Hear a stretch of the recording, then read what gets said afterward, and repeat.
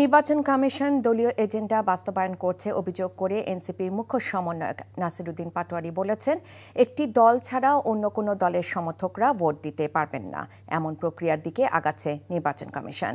সকালে প্রধান নির্বাচন কমিশনার সিইসি এএমএম নাসিরুদ্দিনের সঙ্গে বৈঠক শেষে একথা বলেন তিনি। নির্বাচন কমিশনকে মেরুদণ্ডহীন উল্লেখ করে তিনি বলেন, কমিশন ভোট ডাকাতির সঙ্গে জড়িতদের এখনও প্রত্যাহার করেনি। নিবন্ধন প্রত্যাশী রাজনৈতিক দলগুলোর সংশোধনী কাগজপত্র জমা দেওয়ার শেষ দিন ছিল আজ। সে বিষয়ে ইসির সাথে বৈঠকে বসে এনসিপির প্রতিনিধি দল। বৈঠকে দলের নিবন্ধন আবেদনে ছোটখাটো ত্রুটি সংশোধনে কাগজপত্র জমা দেওয়ার কথা হয়েছে বলে জানান এনসিপি নেতারা।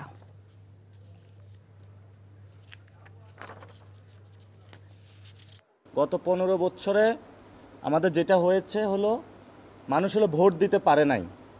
আর আমরা ভবিষ্যৎ যে বাংলাদেশের দিকে যাচ্ছি সেখানে হলো গণতান্ত্রিক প্রক্রিয়ায় একটি দল ছাড়া অন্য কেউ যদি ভোট নিতে আসে তাহলে সেখানে তারা সমস্যার সৃষ্টি করবে। এই পরিস্থিতির দিকে যাচ্ছি।